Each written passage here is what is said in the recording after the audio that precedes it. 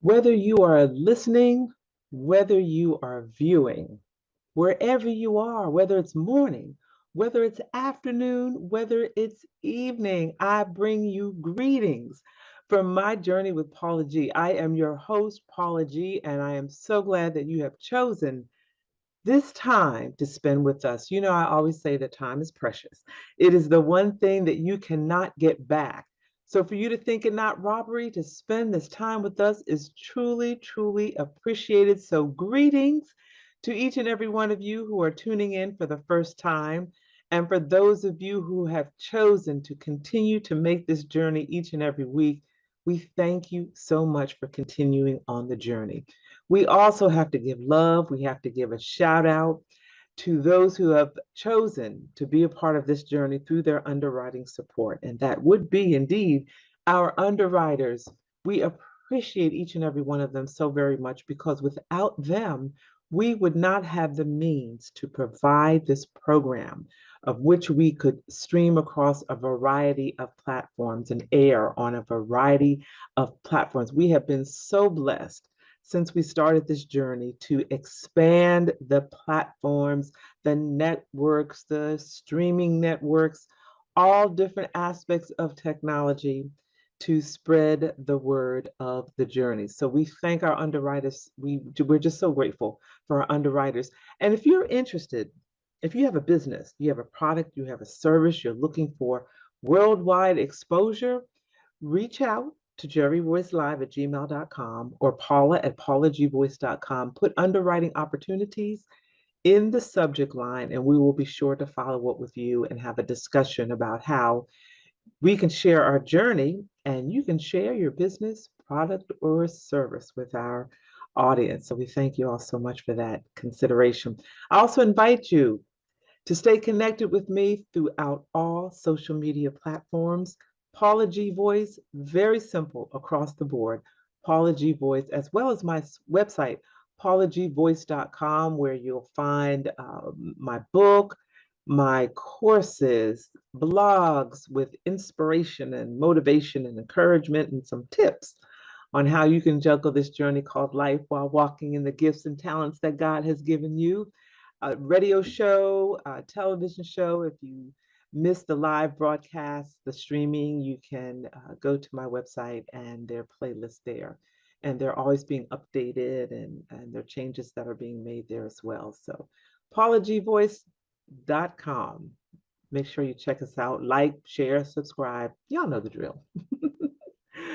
Well, once again, we thank you all so much for joining us. And today I want to share with you something that I've been experiencing lately. And it's been shared with me through other individuals who have been sharing some of the same things. And it just had kind of got me to thinking about some things. So I want to share those with you and you can let me know. You can always email me, paul at paulagvoice.com, if you have any questions, comments, or concerns, feedback from any of the programming. But I want to talk today about how our thoughts shape our world, how our thoughts shape our world. And when I was thinking of this topic, there were different things that came to mind, different experiences that I've had. So as of recent, I've been hearing a lot of what we call, for my particular age group, old school music.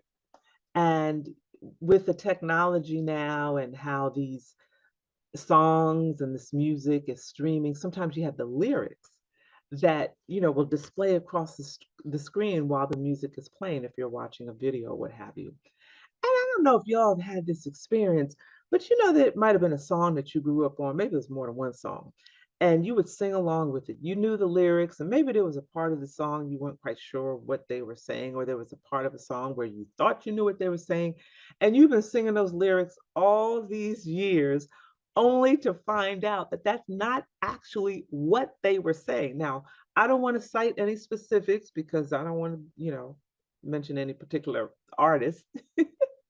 But it has been comical listening to these songs all these years and then seeing the lyrics scroll across the screen. I'm like, oh, that's what they were saying. It sounded like this, but that's actually what they were saying. Or it was something totally different from what you thought it was. Yet the way that you thought the lyrics were being sung shaped your thought either about that song or about a connection you had to it or a memory or something of that nature. So for the most part it's been rather comical, like, it's I'm in my sixth decade and I'm just realizing that that lyric is actually something else.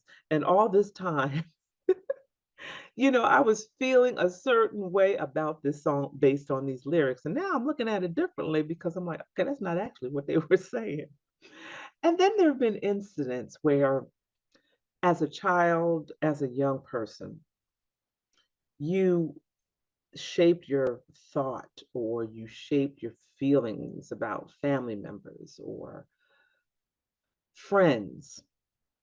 And now that you're in a different season, maybe you have had the opportunity to look back, maybe you've had the opportunity to have conversations with certain people. You're now finding that the situation, the circumstance, the thought, the feeling that you thought had been there all of these years actually was not the actual case as you've had these discussions. And you find yourself saying, you know what? All these years, I thought you were, and you can fill in the blank. I thought you were upset with me, or I thought you didn't even remember that, or I thought you were feeling some kind of way, whatever, however you can fill in the blank. Have you found yourself in that situation? And for me, it has changed how I have thought about certain individuals or how I have viewed certain individuals. And those kinds of things have been relayed to me as well as I've had conversations with some young people who are now adults and how they have expressed, my opinion, my feeling, my view, my perspective on a situation as I was growing up, or a relationship with a family member or members as I was growing up, or observing that relationship between family members as I was growing up. I always thought, you can fill in the blank, and never knew, you can fill in the blank, and now I understand why, you can fill in the blank of whatever it is, and your perspective changes. And with that sometimes comes certain feelings. Sometimes it brings guilt upon the person that they now have a revelation. Sometimes it brings anger, sometimes it brings joy, sometimes it brings relief, resolution, release. But whatever the situation is, however you fill in the blanks, it now leaves us in this season of our life with a different perspective, one that is perhaps more accurate than the one we have perceived all these years. So it got me to thinking of just how our thoughts and how we view things, how we view people, how we view circumstances truly, truly changes our perspective on things and it shapes our world. I remember reading about a story, and I can't recall if it was a devotional or part of a book, or I can't remember what it was. But it was a story about a young family, a husband and a wife and a little boy. He was an only child. And he cites an incident where he's an adult now, but as a little boy, maybe 6, 7, 8 years old, he created this art project in class at school for his mother and worked hard on it most of the school day. By the end of the school day, he had finished this art project for his mother, and he was so excited. And he was thinking all day long when he takes it home to her how surprised she's going to be and how happy she's going to be, and just the joy that he's going to feel in presenting her with this project that he had taken the time to meticulously create for her throughout the school day, and got on the school bus and he's excited and he's walking home to the house from the school bus, and he gets in the house and, mommy, mommy, mommy, look what I made for you in school today. He's all excited. And his mother says, Didn't I tell you to make your bed and put your breakfast dishes in the sink before you left for school this morning? Your bed has been made unmade all day long. I left those dishes on the table because I'm not putting them in the sink. I have told you over and over to put those dishes in the sink. And she totally did not notice or see this project. And those kinds of incidents happened throughout this young man's childhood. He would come home all excited with something. Maybe this time, if I share this with her, I show her that I got an A, or I won something at school, or I kicked the ball far, or whatever it was. You know how children come and they're sharing all of their little excitements throughout the day. But each time he was met with, didn't I tell you to do such and such? Oh, that's nice, but you should have done so and so. I've got to get ready for work. I've got to get dinner started. All of these things that mom would throw at him coming through the door. So he got to the point where he became quite bitter. He just became quite bitter and closed in to himself. Yet he continued to try to seek his mother's attention. And as he got older, those efforts to seek her attention became negative. Every time he got in trouble at school, it was to the point where she had to come up to the school to pick him up. And even though she was upset, at least he was getting that attention. It was negative attention. And by that point, to him, negative attention was better than no attention at all. And throughout his young life, this manifested because he felt my mother doesn't love me. I'm a burden. She's always fussing. And I just can't seem to do anything right. And his behavior in trying to get his mother's attention over and over repeatedly wound up in frustration for him, to the point where he just felt unwanted. He felt worthless. He felt unloved. And he began to abuse drugs. He began to smoke. He began to drink. He became an alcoholic. He became a drug addict, got himself in trouble, juvenile, wound up in jail, all of these negative things. And throughout, his mother would be like, I just don't understand what is wrong with him. He's got a roof over his head, clothes on his back. We provide his needs for him. I just don't get it. I don't understand why he has had a lifetime of trouble. And in one incident where he was released from jail, and he was found himself at his mother's home. And by this time, I believe the father had passed away. By this time, I believe the father had passed away. And the mom was sitting there, and I think they were sitting at the table, and she says, I just don't understand you. Your father and I provided for you. You had a roof over your head. You never went without.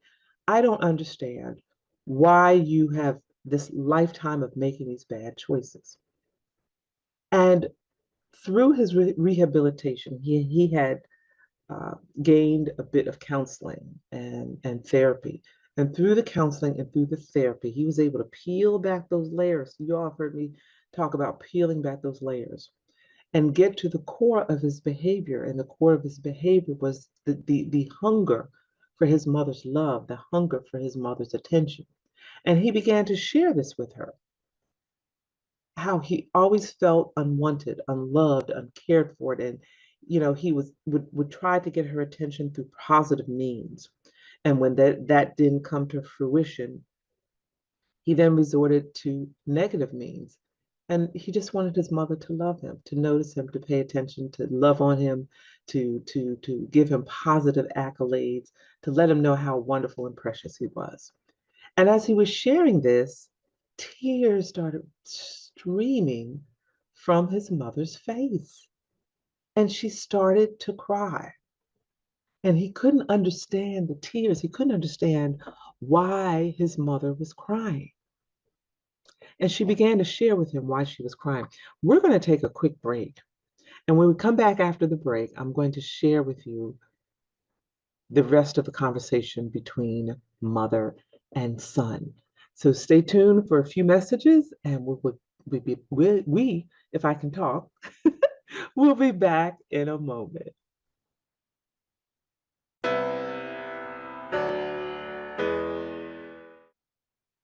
And welcome back to My Journey with Paula G, where we are juggling this journey called life while walking in the gifts and the talents that God has given us. Now, before the break, I was sharing with you a bit of a story about a young man who, throughout his life, sought his mother's attention. And initially, he did so through positive means, but when that didn't render results, he then resorted to negative means of getting her attention. And he got to the point where he felt that negative attention from mom and getting attention, uh, getting my mother's attention through negative means was better than not getting her attention at all. And he was sharing with her that his objective, his goal, his desire was just to be noticed, to be loved by her, for her to give him accolades and to tell him how much she loved him. And as he was sharing this with his mom, he's now an adult, he was sharing this with his mom, and she began to cry. Tears just started streaming down her face. And she began to share with him her journey. And in that moment, she realized how her journey affected her son. She realized how her journey shaped his world. And she began, and she could remember, the other thing too, is she could remember a lot of those incidents that he was sharing with her, where he came home with that project that first time. And she began to share, she said, it was never about you. This is mom talking, was so caught up in my own despair, distress. And she began to share how things were not going well, or things did not go well between her and his father. Yet they put on a good front in front of him, because we always do these things as parents. Parents stay together, parents endure things, parents tolerate each other, if you will. I don't really like to use that word, but tolerate each other, if you will, for the sake of the children. And so we may put on this front that, life is beautiful and, we're one big happy family. Yet behind the scenes, there's a lot of turmoil and unhappiness. And she began to share about how unhappy she was in her marriage, and how her husband was always criticizing her and she could never do anything right, and how frustrating it was for her, but she really couldn't vocalize that to her husband. And so when her son would come home, she transferred those feelings, those negative feelings, those emotions. She transferred all of that, unfortunately, to her son. So when he came through the door, she didn't really see him because she was so caught up in her own, negative thoughts, that it came out. Y'all follow what I'm saying? It just came out. And in that moment, she realized how her behavior affected her son throughout his life, and how his thoughts in regard to how he thought she felt about him shaped his world. And in that moment, there was a lot of healing between mother and son. There was a lot of healing. She was able to listen to him in all of these incidents throughout his life, and how her responses made him feel. He was able to listen to her, to understand why she was feeling the way that she was feeling. And unfortunately, from her own admission, didn't quite handle it properly. And we've all done that at some point. We were in a bad mood. We had a bad situation, and someone comes into our presence that has nothing to do with that situation, and we kind of take it out on them.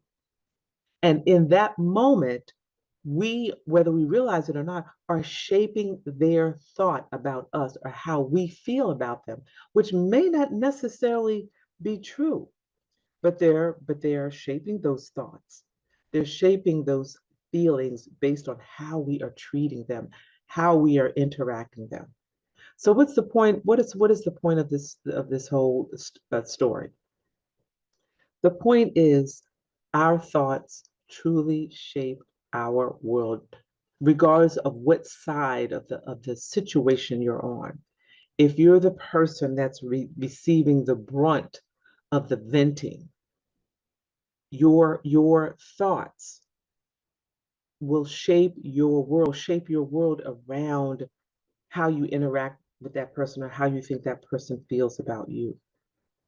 On the other hand, if you're the person that is taking things out on everyone, your thoughts based on how they respond will also shape your world and how you interact with them. Because sometimes we don't realize, that we're spewing some of this stuff at people. And then when they respond in a negative way, we're like, well, what's wrong with them? Why are they responding that way? I didn't do anything to them, not realizing that subconsciously we're kind of taking things out on them. So, I always have these conversations about mindset. I have these conversations about our subconscious mind. And it just brings to light how so very important it is for us to express fully how we feel to the person that we are interacting with, to the person that we have the situation with, to the person that we have the problem with, preferably in the moment. Now, granted, sometimes the moment is not the wisest time because there may be things that we say that we may regret later because we're in the moment, we're emotional, we're upset, and all we want to do is just hurt the other person because they've hurt us. And later down the road, we think about what we've said or done. And even though we may have been justified, how we delivered has probably done more harm and more damage than the original situation itself. I heard this phrase once, so I can't quite claim it, but as my own. But words are like toothpaste. We can squeeze them out, but we can't take them back. We can squeeze out these words, but once they're out, we can apologize. We can say we're sorry, but we can't take them back because they have had their effect on the individual whom we have spewed all these negative words out to. So we really have to be consciously aware of how we carry ourselves, how we interact with our brother, how we interact with our sister. We have to discern those moments where, in the moment, I can articulate how your behavior makes me feel and what I will or won't tolerate, put up with, however you want to phrase it. Or discern, now is not the time to respond. I'm going to pull back, collect my thoughts, and address the issue later because what buried feelings never die. When you start suppressing those things, the anger and the resentment and all those things come up to the surface. They kind of simmer underneath the surface, and at some point they come up to the surface, and sometimes they hit the surface at the most inopportune moments. You know what I'm saying? The most inopportune moments. So we have to be very careful and discerning, articulating in the moment,